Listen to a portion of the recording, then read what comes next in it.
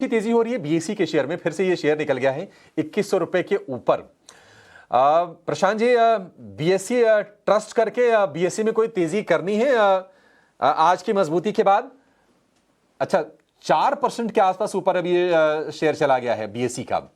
ठीक है, प्रशांत जी नहीं है। सोमिल भाई, आप राय दीजिए, बीएसई क्या करना है अभी? बीएससी का स्टॉक अगर आप देखें तो ये स्टॉक ने 200 डेली मूविंग एवरेज पे सपोर्ट लिया है। इन the very short term yes एक अच्छा स्पाइक है। मैं समझता हूँ कि 2300 तक जा सकता है, लेकिन अगर आप देखें in the last couple of months lower top low bottom formation है वीकली चार्ट्स पर, तो मीडियम टर्म आउटलुक अभी भी रिवर्स नहीं हुआ है।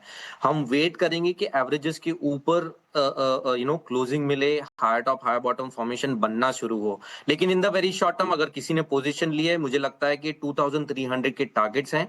और आज का जो लो है अब ये बहुत ही इंपॉर्टेंट हो जाता है। 2100 के आसपास आप स्टॉप लॉस रखें, ऊपर में शॉर्ट टर्म के टारगेट 2300।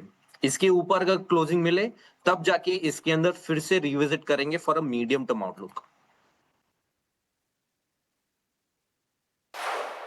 ठीक है, बीएसई को लेकर ये भी हो गया, 3.5% ऊपर आपको शेयर ये दिखाई देगा। लेकिन इस बीच निफ्टी और सेंसेक्स दोनों के दोनों लाल निशान में फिसल गए हैं। निफ्टी सपाट है, सेंसेक्स में आप हल्की सी गिरावट देखेंगे। निफ्टी बैंक में जो गेंस थे करीब 300 अंकों के, वो रह गए हैं करीब करीब 200 अंकों के आसपास के। तो थोड़ी थोड़ी सी प्रॉब्लम इसमें भी हो रही है। हालांकि बैंकिंग में अगर आप देखेंगे तो ऐसी कोई प्रॉब्लम वाली पिक्चर नहीं है बैंकिंग में। अभी भी अगर आप एचडीएफसी बैंक को छोड़ दें जो कि लाल निशान में है, बाकी सारे 11 शेयर हरे निशान में आपको कारोबार करते हुए दिखाई देंगे। और सबसे ऊपर आपको दिखेगा बैंक ऑफ बड़ौदा का शेयर करीब 1.5% ऊपर है। उसके अलावा एक्सिस बैंक की जो तेजी है 1% के आसपास की है। एक्सिस बैंक 1200 रुपए के आसपास के भाव है। एक्सिस बैंक पर शिवांगी जी आपसे व्यू चाहिए। सस्टेन्ड बाइंग हो रही है इस शेयर में, अभी कितना चलेगा?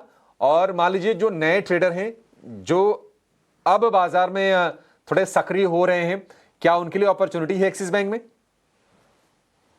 जी अभिषेक, एक्सिस बैंक और पूरे ही बैंकिंग क्षेत्र में हमने पिछले 3 हफ्तों से आउट परफॉर्मेंस देखने को मिला है यहाँ पे।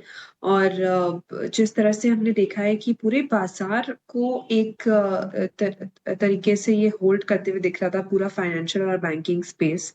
तो यहाँ पे डेफिनेटली स्ट्रेंथ तो है।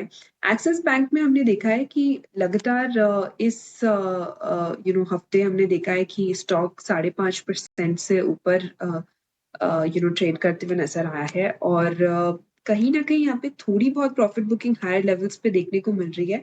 पर कोई भी ये छोटे डिक्लाइन्स को खरीदारी के मौके में कन्वर्ट करने की राय रहेगी। और नेक्स्ट जो है 1230 तक के टारगेट्स के लिए हम इसको नज़र रखें। बट स्टॉप लॉस ज़रूर आगे की तरफ ट्रेड करते रहे। 1175 का एक अहम सपोर्ट रहेगा।